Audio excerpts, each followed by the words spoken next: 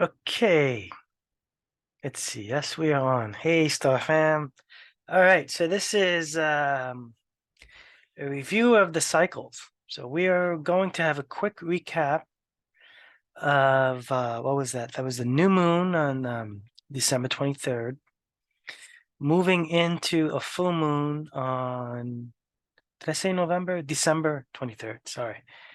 Moving into a full moon on, what is that, January 6th, which is an amazing full moon because I saw that we had Sirius rising with the moon as the moon was exact full, which is a beautiful scene because Sirius is the goddess Isis. And the Egyptians celebrate their new year with the heliacal rising of Sirius, which is when the sun, Sirius, the star, rises just before the sun, meaning heliacal, right? The Helios, the sun, with Sirius.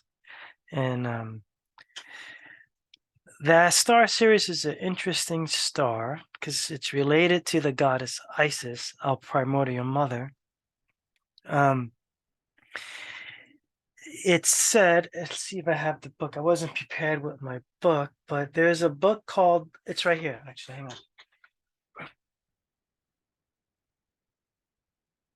It's this book here called The Lost Star by Walter Cruttenden. And there is a movie, you can find it on YouTube. It's called The Great Year, and it's about precession and what is this wobble of precession that we have? And there's two models of that precession. It's the unisolar, which is lunisolar, right? Yeah, lunisolar, meaning moon and sun tugging on the earth. But this book and that movie makes a great case for Sirius actually being our binary partner, which makes sense as the mother. Because in the temples, you see Isis, the mother goddess, which is Sirius, nursing baby Horus, which is supposed to be her son, S-O-N, S-U-N, son. So the mother star Isis nurturing the son of God star Horus, which is just our son. And that's the scene. It's binary. It's a connection there, the mother star. So the next full moon on January 6th will have a rising with the moon in Sirius. That star is so important that here is a book here. It's called In Search of Cosmic Order. I bought this in Egypt. Actually, I bought the last 5 copies of this book. If you look this up, the last selling price on Amazon was close to $400. And I was able to get them for $100 in Egypt. So we have a tight Sidereal Astrology community, Sidereal Revolution, and we have a lot of students there. And I put in a call. I said, okay, put a post. There's 5 books left or 4 books left. Send money and I'll pick these books up when I come back home from Egypt. I'll ship them out to you. So this book is, it's basically it's a great cases for archaeoastronomy throughout Egypt, the temple building. So, yeah, it's out of print too. So, but here is something I want to share with you. It is the Temple of Hathor. And here's, you can see on the back of it, points to Sirius. The front, that's called, it's hard name to pronounce. Hang on a second, I'll put it here. Meshkiahu. I don't even know if I'm pronouncing it right. Meshkiatu. But that's the Big Dipper. So in the north, they point their temples to the Big Dipper. A lot of temples have this alignment too, by the way. Point to the Big Dipper, the celestial Garden of Eden, or the imperishable stars, or the circumpolar region, stars never die, to Sirius, the goddess mother rising. So that's how they can date the temple buildings. So anyway, I wanted to share that with you because this is how important I believe the star Sirius is to our is that our civilization or our ways, our origins, the mother star. So in any case, what we're going to do is I'm going to share a review of the, what was it, the new moon that we had on the 23rd. So let me share that here. Okay, I think this is it here. Let's see. Yeah, so that was the 23rd. In my last video, I shared a lot more info on that. So you can review that if you want to get the detailed review. But basically what we identified is that the sun and the moon are still in the galactic center. You can see GC conjunct. They just passed a fucus because the sun was in the fucus. I think Venus was also in the galactic center. The moon was opposite. When we're looking at the new moon, which was December 7th, I believe, right? So in any case, so yes, so now we have these planets moving past the galactic center. And what I wrote here is in truth, remembering the inner power from inner truth, because we're dealing with Pluto, the ruler of Scorpio, which we know is all about. Pluto is the shaman. That's the planet of darkness, of shadow work, of the occultism, mysticism that goes into the dark realms to reveal truth. Mercury is the revealer of information. When these two planets get together, they reveal information that's hidden that's hidden in darkness, hidden in the shadows. They bring it to the light. Mercury is the bringer of light, bringer of messages. I even made a joke about it, how they refer to it as Lucifer sometimes, the bringer of light. I don't mean to be weird, but that's what the name is, light, bringer of light. And Venus comes into Sag, and Sag we know is all about higher wisdom. So all these planets are now, sun, moon, everything is in Sag, sidereal Sag, which is the true alignment in the actual sky. So you come out and you look, you'll see with your chart and the sky, the match. So that's where we are. We're not in Capricorn, right? We're still in Sag. We're in the early stages of Sag, believe it or not. I believe it's 3 degrees. So 3 days in, 4 days in to Sag. This is on the 23rd. This is where we're at. And Sagittarius is a constellation of Sagittarius. What is that? We just had a class on that a few days ago about the arrow of Sag points to our way home. It points to actually back to the galactic center. It points to the heart of Scorpio and Aries. It shows us the direction of the 13th zodiac sign, which is the exit point of being controlled by the 12 signs of the zodiac. So this is the work that we do as Sidereal Astrologists in my masterclass. We work with how to not be controlled by the zodiac, but how to work with the zodiac as an alchemist, as a magi. Okay, so all this tropical stuff that you see going around, where people say, "Oh my God, that's so me. Oh my God, Sun Sagittarius, that's so me." And it's tropical. That's it's a form of imprisonment. So the zodiac is not meant for you truly to identify with. It's meant for you to observe the obstacles and the challenges you set forth with your cosmic, karmic map, blueprint, agreement, whatever you want to call it. That's your chart. It's how you're going to get through these 12 hours of the night. Like I mentioned before, in Egypt, it's called the 12 hours of darkness, 12 hours of the night, the Amduat. It's where your soul journeys in the afterworld through the 12 hours of night, which I believe is actually the living world, because the word Amenta in Egypt means earth and it means the underworld. So I believe that the 12 hours of the night, the Amduat, are actually living in the present earth under the laws of the 12 zodiac signs. The 13th zodiac sign, the serpent bearer, is handling the Kundalini energy, the cosmic energy of serpent energy, of transmutation and immortality. This is why all of the deities that are associated with the 13th sign, which basically all ancient cultures, if you look at their artwork, there's always 13. Even our religions, we have the Last Supper, we can see 12 and 1, 13. The 13 Baktun calendar, the Mayan, ends on the 13 Baktun, 13.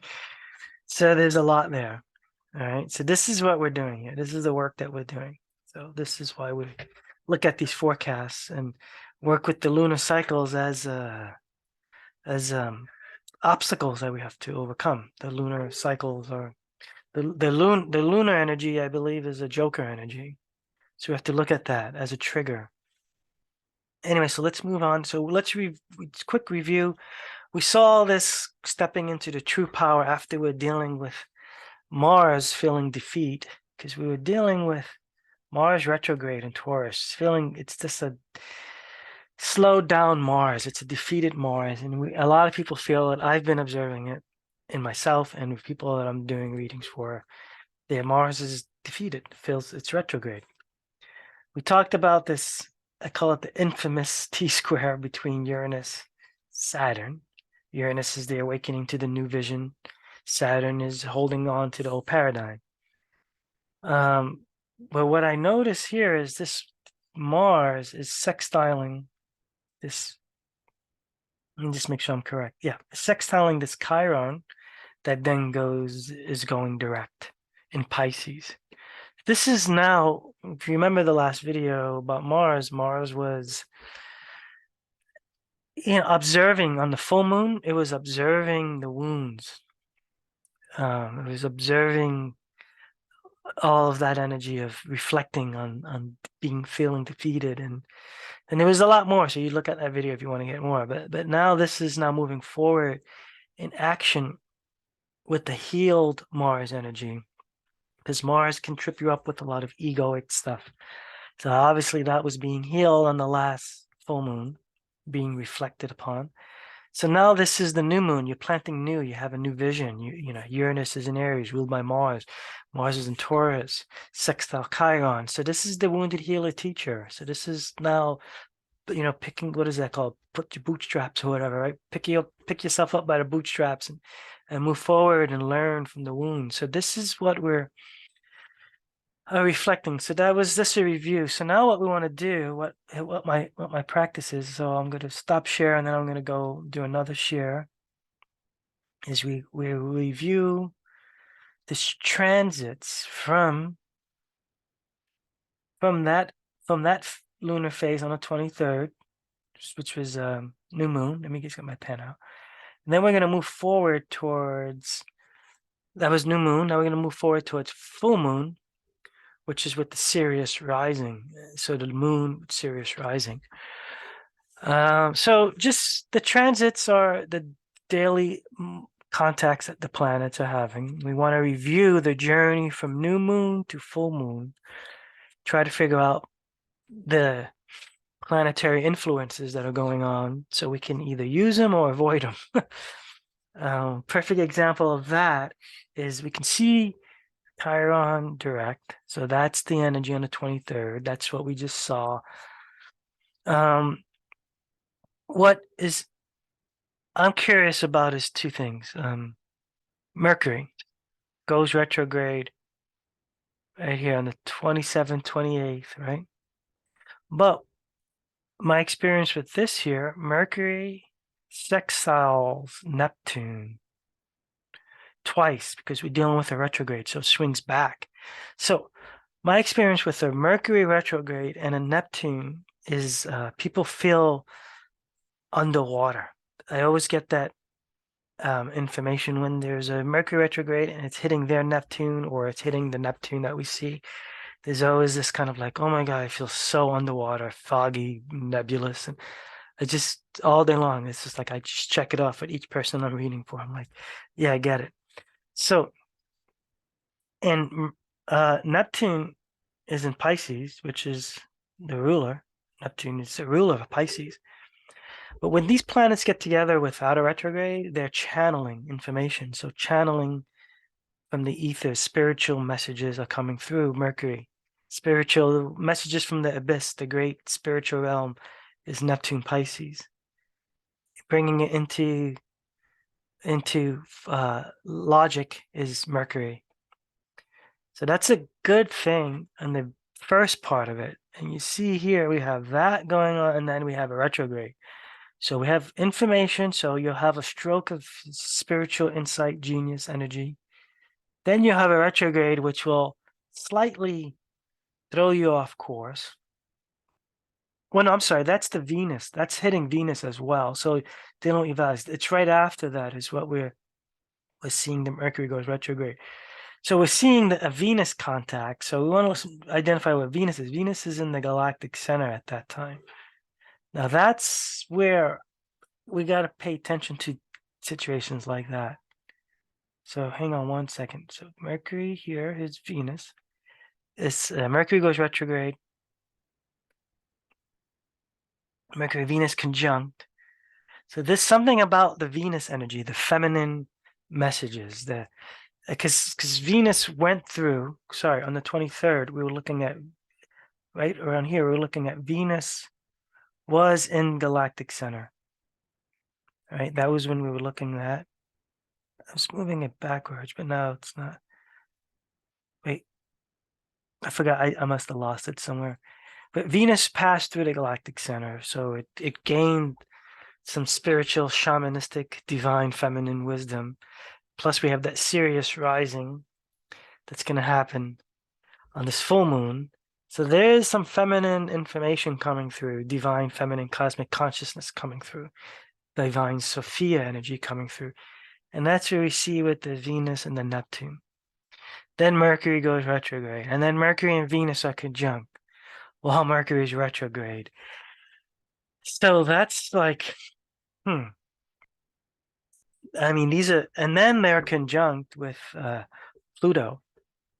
So there's going to be information coming out, and it's dealing with the feminine energies. It's dealing with the cosmic divine energies. So we need to pay attention during these times because we're getting hit with a retrograde, and then we're coming back and we have another. While it's retrograde, we have this contact with Neptune, which will then confuse the messages now. I've seen, that's what I was talking about, where we can feel underwater. So just keep all an eye out for that. And again, see, we have Venus conjunct Pluto on the 31st, or the 1st, New Year's. Now that's very powerful, feminine. That's the Shakti energy. That's like Mother Mary, Magdalene coming to shock you with some power. So just brace for all of that. That should be good information that should be coming through. So you can properly, I believe now as I'm looking at it, so you can properly honor, receive the information that comes with the lunar rising with Sirius, with the goddess Isis. So pay attention, because then we have sun nodes, sun square Chiron. That also happens around the new year. You can see here sun node, Chiron square. So this is again the wounds, the energy like that. That sun is in Sag, so the higher wisdom. So that's easy stuff. Then trine Uranus conjunct Mercury again. So there's a lot of solar energy around this information that's coming up. So okay, so overall, listen to the messages of the divine cosmic wisdom that will be coming through after the new moon, leading up to the full moon that has Sirius rising. So now we're going to take a break here. Let's just stop the share here, and then I'll share that other window with the full moon. Hang on a second.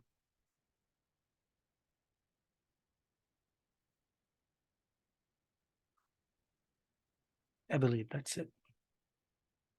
Full moon, January 6th. Now, this is what I was talking about. Hang on, I'm getting my pen out. See here, SIR. That's the star Sirius, 14 degree Gemini.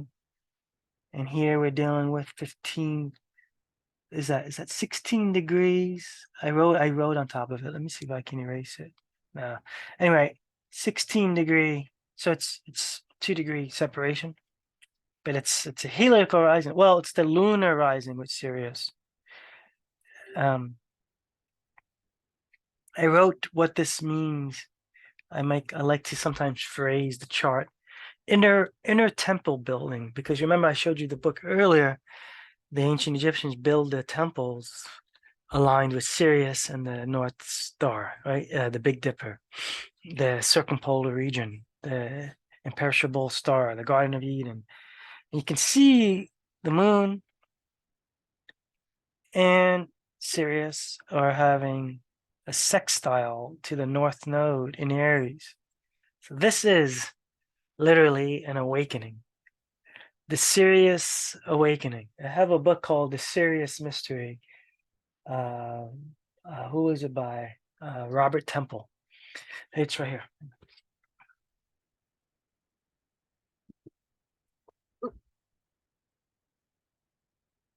It's here. The Sirius Mystery. You can read that. It's a really wild book. But yeah, so this is an awakening. It's in Aries, and we were dealing with a defeated Mars. Remember how we spoke about that? Mars is still retrograde in Taurus. So kind of still dealing with that. Yeah, it's hitting, she trines Mars. So you see how we had that early information. Now Venus trines with Mars.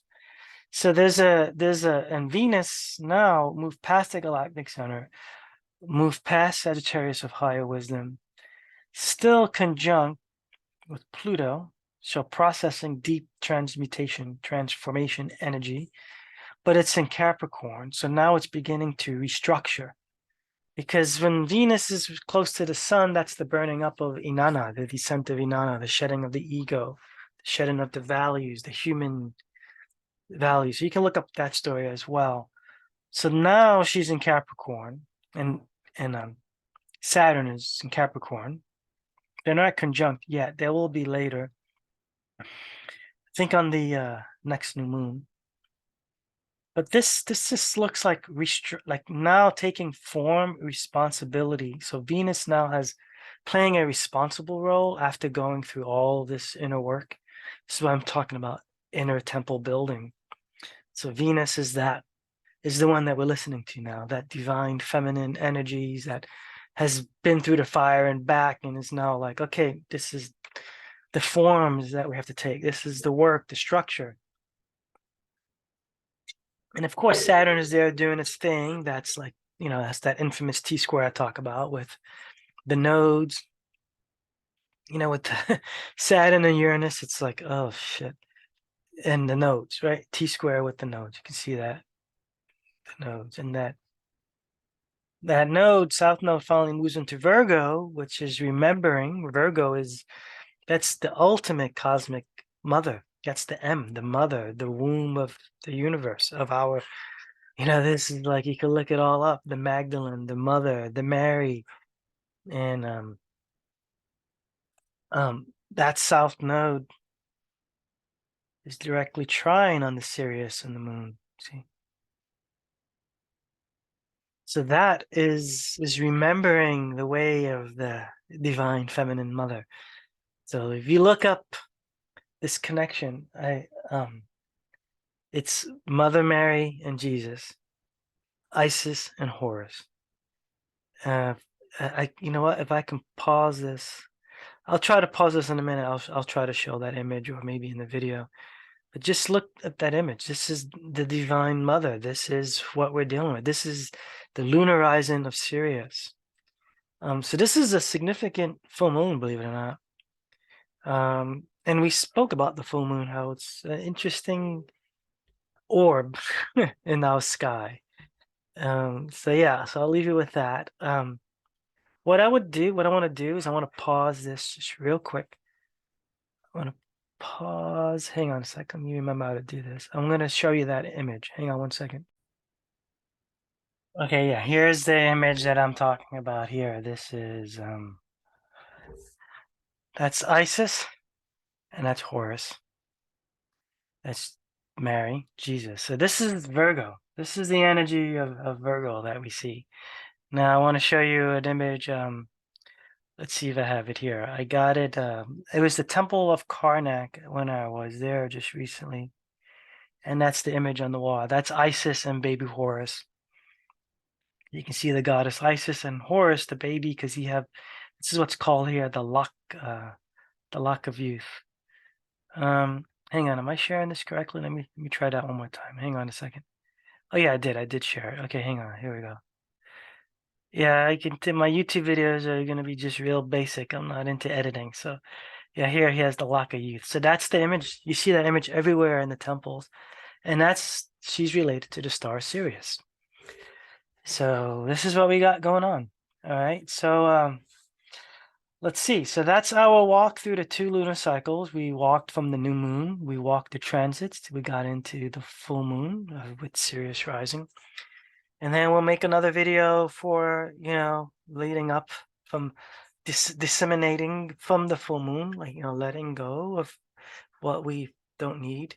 And we'll get into the new moon and then we'll walk through that again. So that's how these videos are going to work, I think. We're going to navigate through the lunar cycles because I'm not going to do live as much anymore during the winter because I'm doing a lot of traveling.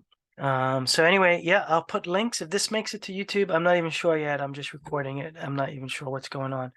But yeah, if it makes it to YouTube, the links will be down below. I have my courses. You can book me for readings. You can have masterclass. I have Facebook group Sidereal Revolution. The website is Sidereal Astrologist or Learn Sidereal Astrology. Facebook group is Sidereal Revolution. And yeah, so yeah, this is good stuff. Sidereal Astrology is the reviving of the ancient ways of how astrology was meant to be practiced, which is as above, so below. We always talk about that. But when you study in tropical astrology, you're just not aligned with the celestial realm, the cosmic. You're still under just the influence of the planets. So that's the issue with tropical. Anyway, so that's it. All right, guys. So I'll see you on the next video, and I hope this was helpful. And have a great full moon. This is going to be some serious energies with this full moon. Okay.